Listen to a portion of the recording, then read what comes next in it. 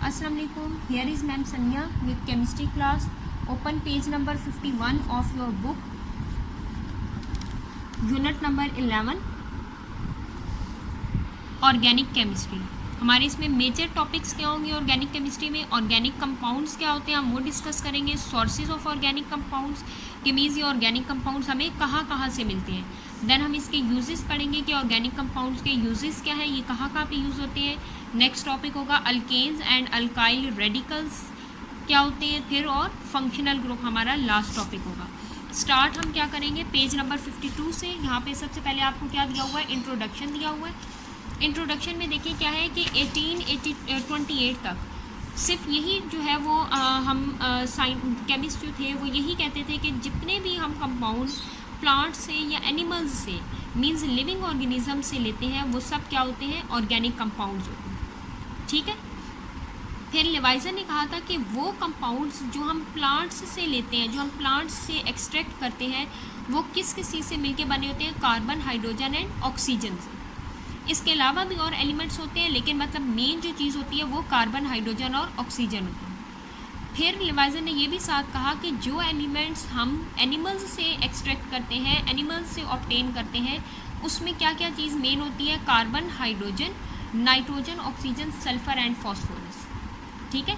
कि मीन्स 1828 तक ये क्या कहा जाता रहा कि ऑर्गेनिक कंपाउंड्स हम कहाँ से एक्सट्रैक्ट कर सकते हैं, प्लांट्स और एनिमल्स से. अब प्लांट्स से जो हम एलिमेंट्स एक्सट्रैक्ट करते हैं उसमें कार्बन, हाइड्रोजन और ऑक्सीजन एलिमेंट्स होते हैं मेन, जबकि जो एनिमल्स से हम ऑर्गेनिक कंपाउंड एक्सट्रैक्ट करते हैं उसमें carbon, hydrogen, nitrogen, oxygen, sulphur and phosphorus जो है ये मेन एलिमेंट्स होते हैं, कंपाउंड्स होते हैं. अब देखें नेक्स्ट में फिर 19th सेंचुरी जब स्टार्ट हुई तब एक स्वीडिश केमिस्ट था ब्रेजलस, उसने कहा था, उसे एक थेरी प्रेजेंट की थी, वाइटल फोर्स थेरी. ठीक है. वाइटल फोर्स थेरी जैकब ब्रेजलस ने ये एक थेरी प्रेजेंट की थी. उसने कहा था कि ऑर्गेनिक कंपाउंड्स हम लेबॉर्ट्री में प्रिपेयर नहीं कर सकते क्योंकि इसको प्रिपेयर करने के लिए हमें एक फोर्स की ज़रूरत होती है जिसे क्या कहते हैं, वाइटल फोर्स. ठीक है. इनहेरिट ओनली इन अच्छा देखिए क्या है, according to this theory organic compounds could not be prepared in laboratories because they were suppose to be synthesized under the influence of mysterious force called vital force only in living thing. अच्छा, अब Jacob Berzelius से कहा था कि हम vital force theory उसने present की थी और उसे कहा था कि हम ऑर्गेनिक कंपाउंड्स को लेबॉर्ट्री में प्रिपेयर नहीं कर सकते. क्यों नहीं प्रिपेयर कर सकते, क्योंकि उसको प्रिपेयर करने के लिए, ऑर्गेनिक कंपाउंड्स को प्रिपेयर करने के लिए एक फोर्स की ज़रूरत होती है. उस फोर्स को से क्या कहा था, वाइटल फोर्स, और ये फोर्स सिर्फ लिविंग थिंग्स में होती है. ठीक है. फिर वाइटल फोर्स थ्योरी को 1828 में डेथ मिलो in 1828 when Wohler synthesized the first organic compound urea. अच्छा, अब उसके बाद ये जैकब ब्रेजलस ने जब ये वाइटल फोर्स थ्योरी प्रेजेंट की उसके बाद वॉलर एक साइंटिस्ट आया, केमिस्ट आया, उसने लेबॉर्ट्री में यूरिया प्रिपेयर किया. ठीक है. अब यूरिया क्या चीज़ है, ऑर्गेनिक कंपाउंड है. अब ये वॉलर ने यूरिया को किस तरह से प्रिपेयर किया था, यूरिया फ्रॉम इनऑर्गेनिक, ये इनऑर्गेनिक सब्सटेंस से प्रिपेयर किया था. उसने क्या किया, अमोनियम साइनेट लिया, NH4CNO, अमोनियम साइनेट. उसने अमोनियम साइनेट लिया, उसको हीट किया. ये जो साइन है, ठीक है, ये हीट का साइन है. ये जो ट्रायंगल बनी है इट मीन्स ये हीट का साइन है. जब उसने अमोनियम साइनेट को हीट अप किया तो मॉलिक्यूल्स क्या हुए, रीअरेंज हुए. रीअरेंज होने के बाद उसने क्या बना दिया, देखें, H2NCONH2. अब देखो यहाँ पे कितने हाइड्रोजन है, 2 and 2 4. यहाँ पे कितने हाइड्रोजन है, 4. नाइट्रोजन कितने हैं, 1 and 2. यहाँ पे भी कितने हैं, 1 and 2. कार्बन कितना है, 1. वहाँ पे भी कितना है, 1. ऑक्सीजन 1. यहाँ पे भी ऑक्सीजन 1. तो उसने क्या किया, अमोनियम साइनेट लिया, उसको हीट अप किया.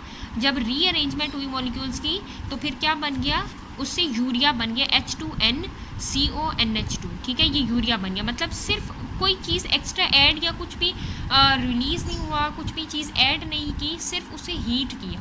हीट करने से मॉलिक्यूल जो है वो रीअरेंज हो गए, उन्होंने अपनी जगह चेंज कर ली. अब इससे अमोनियम साइनेट से क्या बन गया, यूरिया बन गया, H2NCONH2. अब आपने ये यूरिया का फॉर्मूला याद रखना है, H2NCONH2. ठीक है, ये अक्सर पेपर में आते हैं.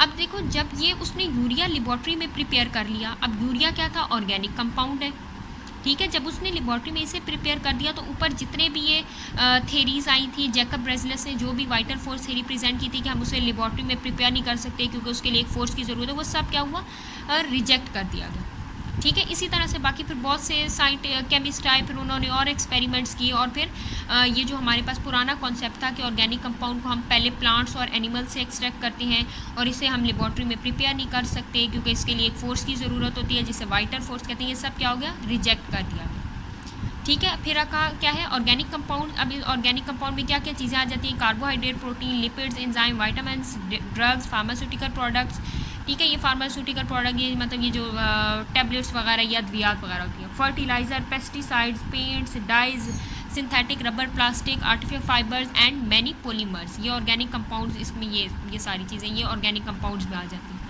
अब हम पढ़ेंगे ऑर्गेनिक कंपाउंड्स क्या होते हैं, ठीक है। अब आपको ये चीज़ तो क्लियर होगी ना कि ऑर्गेनिक कंपाउंड क्या होते हैं, compounds containing carbon and hydrogen, जिसमें कार्बन और हाइड्रोजन मेन एलिमेंट हो, ठीक है, और वो कोवेलेंटली बाउंड हो एक दूसरे के साथ, वो क्या होंगे, ऑर्गेनिक कंपाउंड्स। ये मैं अभी आपको क्लियर करती हूँ कि ये क्या होते हैं ऑर्गेनिक कंपाउंड्स। तो अब ओल्ड डेफिनेशन जो थी ऑर्गेनिक कंपाउंड की वो क्या होगी, रिजेक्ट हो गई, और न्यू डेफिनेशन आ गई कि हम ऑर्गेनिक कंपाउंड को लेबॉर्ट्री में प्रिपेयर कर सकते हैं, ठीक है। और 10 मिलियन ऑर्गेनिक कंपाउंड जो है वो इस वक्त प्रेजेंट है, और हर ईयर जो है वो 1000 अमाउंट में न्यू ऑर्गेनिक कंपाउंड्स प्रिपेयर हो रहे हैं। अब ऑर्गेनिक कंपाउंड्स क्या है, organic compounds are hydrocarbons. Organic compounds असल में हाइड्रोकार्बन्स हैं। हाइड्रोकार्बन्स क्या होते हैं, ऐसे कंपाउंड्स होते हैं जिसमें कार्बन और हाइड्रोजन प्रेजेंट हो, ठीक है। तो ऑर्गेनिक कंपाउंड्स क्या है, organic compounds are hydrocarbons and their derivatives. Organic compounds hydrocarbon है और उसके डेरिवेटिव्स भी हो सकते हैं। मींस डेरिवेटिव्स का मतलब क्या होता है कि आप हाइड्रोकार्बन से ही कुछ न्यू चीज़ें बना लें, मींस उसके अंदर कुछ और चीज़ें ऐड करके, कुछ और कंपाउंड्स एलिमेंट्स ऐड करके आप न्यू चीज़ें बना लें, इट मीन्स वो हाइड्रोकार्बन्स के क्या हो जाएंगे, डेरिवेटिव्स। तो ऑर्गेनिक कंपाउंड्स क्या है, ये हाइड्रोकार्बन्स हैं और उनके डेरिवेटिव्स हैं, और इन हाइड्रोकार्बन्स में कार्बन जो है वो कोवेलेंटली बॉन्डेड होता है। मींस जो कार्बन कंपाउंड है वो उसने दूसरे जो कंपाउंड्स हैं उसके साथ क्या बनाया होता है, कोवेलेंट बॉन्ड बनाया होता है, ठीक है। तो ऑर्गेनिक कंपाउंड्स क्या है, organic compounds are hydrocarbons and their derivatives in which covalently bonded carbon is essential constituent means element, ठीक है। ये हो गया ऑर्गेनिक कंपाउंड। और वो ब्रांच ऑफ केमिस्ट्री जिसमें हम ऑर्गेनिक कंपाउंड को स्टडी करते हैं वो क्या हो जाएगी, ऑर्गेनिक केमिस्ट्री हो जाएगी, ठीक है। नेक्स्ट क्या है अब आपके पास, there are 4 types of formula of organic compound. अब ये जो ऑर्गेनिक कंपाउंड्स हैं इनके फार्मूले भी होते हैं, ठीक है। अब किस क्या क्या फार्मूला इनके, first one is molecular formula, second structural formula, third condensed formula, fourth क्या है, डॉट एंड क्रॉस फार्मूला। ये इसके 4 फार्मूले हैं। ये फिर हम नेक्स्ट लेक्चर में इंशाल्लाह करेंगे। तो आपने क्या याद करना है, अभी आपने ये इंट्रोडक्शन को एक दफ़ा देखना है, ओल्ड डेफिनेशन क्या है ऑर्गेनिक कंपाउंड की वो, फिर वाइटल फोर्स थ्योरी क्या है इसको आपने एक दफ़ा कॉन्सेप्ट क्लियर करना है, फिर यूरिया किस तरह से प्रिपेयर हुआ, अमोनियम साइनेट को हीटअप किया गया, उसके मॉलिक्यूल्स रीअरेंज हुए और उसने यूरिया प्रिपेयर कर दिया। यूरिया किसने प्रिपेयर किया, वॉलर ने प्रिपेयर किया। फिर उसके बाद आपको पता होना चाहिए कि ऑर्गेनिक कंपाउंड की जो ओल्ड डेफिनेशन थी वो रिजेक्ट हो गई क्योंकि यूरिया जो है वो ऑर्गेनिक कंपाउंड है और ये लेबॉर्ट्री में प्रिपेयर हो गया, ठीक है। तो ओल्ड डेफिनेशन रिजेक्ट हो गई कि हम इसे लेबॉर्ट्री में प्रिपेयर नहीं कर सकते। फिर ऑर्गेनिक कंपाउंड की न्यू डेफिनेशन आई कि ऑर्गेनिक कंपाउंड्स क्या है, ये actually hydrocarbons and their derivatives हैं जिसमें covalently bonded carbon atom present होता है। फिर ऑर्गेनिक केमिस्ट्री क्या है, इस चीज़ को हमने स्टडी किया। उसके बाद ऑर्गेनिक कंपाउंड्स को शो करने के लिए हमने फार्मूले होते हैं 4 टाइप्स के, कौन कौन से, molecular formula, structural formula, condense formula, dot and cross formula, ठीक है। ये आपने सारा एक दफ़ा अच्छे से गो थ्रू करना है। अब देखिए इंटरेस्टिंग इन्फॉर्मेशन में क्या लिखा हुआ है, naphthalene is an organic compound, it's सब्लाइम्स at room temperature. Naphthalene क्या है, ये ऑर्गेनिक कंपाउंड है और ये मेल्ट हो जाता है रूम टेम्परेचर पे, giving out very strong smell, और इसकी बहुत ज़्यादा तेज़ स्मेल होती है। It is used in moth balls to keep insects away from clothes. ये आपने ना अक्सर घरों में जो कपड़े या फिर ये जो रज़ाइयाँ वगैरह होती हैं जब आप वहाँ रखते हैं तो उसमें आपने देखा होगा कि ये नेफ्थलीन की गोलियाँ रखते हैं, ठीक है, गोल गोल सी होती हैं, ये उन कपड़ों में रखी जाती है ताकि ये क्या हो जाए, वो कपड़ों को कीड़े वगैरह ना लगे, मतलब उसके अंदर कोई कीड़ा वगैरह ना आ सके, ठीक है, और ये कपड़े ख़राब वगैरह ना हो। तो वो नेफ्थलीन की वाइट कलर की गोल गोल गोलियाँ होती हैं। होप सो कि अब ये अच्छे से आपको क्लियर हो गया होगा। आपने ये अच्छे से एक दफ़ा ये सारा टॉपिक जो है ये गो थ्रू करना है और फिर इसे याद भी करना है। Have a nice day.